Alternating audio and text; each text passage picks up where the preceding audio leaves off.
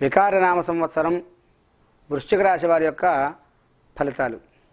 వృశ్చిక రాశి వారికి ఈ యొక్క వికారనామ సంవత్సరంలో ఆదాయం 14, ఖర్చు 14. అంటే వీళ్ళు సంపాదించేది ఏదైతే ఉందో ఇంచుమించుగా అంతా కూడా ఖర్చు అయ్యే అవకాశాలు ఎక్కువగా ఉన్నాయి. అయితే ఈ ఖర్చుది కూడా కొంత మంచిగా ఖర్చు, కొంత చెడ్డగా ఖర్చు అయ్యే అవకాశాలు ఎక్కువగా కనిపిస్తున్నాయి. అలాగే ఈ యొక్క వృశ్చిక రాశి వాళ్ళకి సంవత్సరం రాజపూజ్యం 3, అంటే 3% మిమ్మల్ని అందరూ కూడా గౌరవిస్తారు ప్రజలు. అవమానం 1గా చెప్పబడుతోంది. అంటే అవమానించే వాళ్ళు తక్కువ, గౌరవించే వాళ్ళు ఎక్కువగా మీకు కనిపిస్తూ ఉన్నారు. మరియు ఈ యొక్క వృశ్చిక రాశి వాళ్ళకి ఈ సంవత్సరం విశాఖ నక్షత్రం 4వ పాదం వాళ్ళు వృశ్చిక రాశిలోకి వస్తారు. వాళ్ళకి అదృష్ట సంఖ్య 3గా చెప్పబడుతూ, అనురాధ నక్షత్రం 4 పాదాల వాళ్ళు కూడా వృశ్చిక రాశిలోకి వస్తారు. వాళ్ళకి అదృష్ట సంఖ్య 8. జ్యేష్ఠ నక్షత్రం 4 పాదాల వాళ్ళు కూడా వృశ్చిక రాశిలోకి వస్తారు. వాళ్ళ యొక్క అదృష్ట సంఖ్య 5గా చెప్పబడుతోంది. కాబట్టి ఈ యొక్క అదృష్ట సంఖ్యలు మీకు చాలా జీవితంలో చాలా బాగా ఉపయోగిస్తాయి. మీరు ఏదైనా వాహనాలు కొంటే దానికి లక్కీ నెంబర్గా వేయించుకోవడానికి, లేదా ఆయా డేట్లలో మీరు ఏదైనా పని చేసినా కలిసి రావడానికి మీకు చాలా బాగా ఉపయోగిస్తాయి. మరియు ఈ యొక్క వృశ్చిక రాశి వాళ్ళు ఈ సంవత్సరంలో గురుడు ప్రారంభంలోనేమో ఏప్రిల్ 22 వరకు రజతమూర్తిగా, తర్వాత నవంబర్ 4వ తారీఖు వరకు కూడా సువర్ణమూర్తిగా, చివరిలో సంవత్సరం చివరి వరకు కూడా తామరమూర్తిగా ఉన్నాడు. కావున గురుడు వల్ల వీళ్ళకి చాలా అనుకూలమైనటువంటి ఫలితాలు కలుగుతాయి. అంటే వీళ్ళకి రావాల్సినటువంటి ధనలాభం అది కూడా రావడానికి, అలాగే ఇక రాదు అని చెప్పేసి వదిలేసినటువంటి ధనం కూడా చివరిలో రావడానికి, ఏదైనా కోర్టులో కానీ ఏదైనా కేసుల్లో కానీ వీళ్ళకి ఏదైనా రావాల్సినటువంటి ధనం కానీ ఆస్తులు కానీ ఇంకా వీళ్ళు రాదేమో అని చెప్పి అనుకున్నది అనుకోకుండా వీళ్ళకి అది లాభకరంగా ఆనందాన్ని కలిగించడానికి అవకాశం ఉంది ఈ యొక్క వృశ్చిక రాశి వాళ్ళకి. అలాగే వృశ్చిక రాశి వాళ్ళు ఈ సంవత్సరం తప్పనిసరిగా తీర్థయాత్రలు చేస్తారు.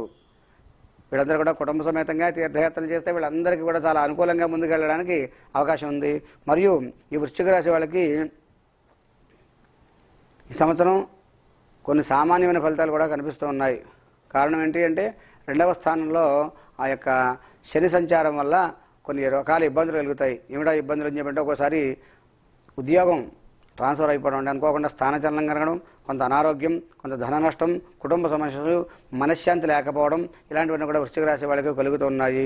అలాగే కొన్ని రుణాలు చేసి రావడం, అలాగే కొన్ని గొడవలు రావడం అనుకోకుండా, ఇలాంటి సామాన్యమైనటువంటి ఫలితాలు వృశ్చిక రాశి వాళ్ళకి కనిపిస్తున్నాయి. అంతేకాకుండా వీళ్ళకి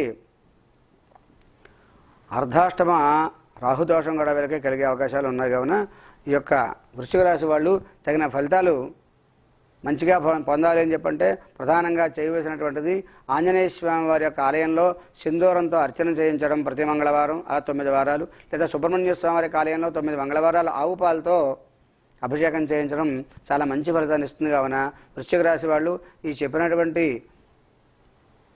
చెడ్డ ఫలితాలు, దోషమంతా కూడా నివారణ అయిపోవాలని చెప్పంటే ఈ రకమైనటువంటి దైవారాధన చేసి తద్వారా మంచి మంచి ఫలితాలు పొందవలసిందిగా వృశ్చిక రాశి వాళ్ళకి చెబుతూ, వృశ్చిక రాశి వారు ఈ సంవత్సరం వ్యవసాయం, అలాగే రియల్ ఎస్టేట్ వ్యాపారం చేసే వాళ్ళకి సామాన్యమైన ఫలితాలు గోచరిస్తూ ఉన్నాయి.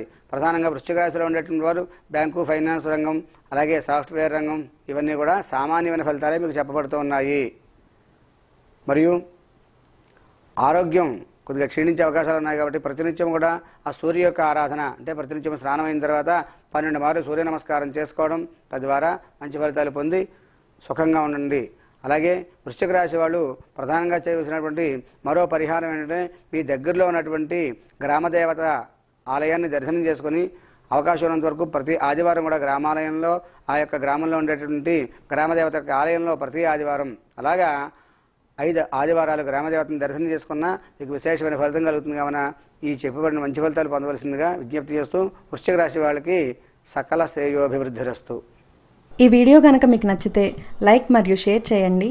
మరిన్ని వీడియోల కోసం శుభోదయం టీవీ ఛానల్ను సబ్స్క్రైబ్ చేసుకుని పక్కనే ఉన్న బెల్ ఐకాన్ని క్లిక్ చేసుకోండి. ధన్యవాదములు.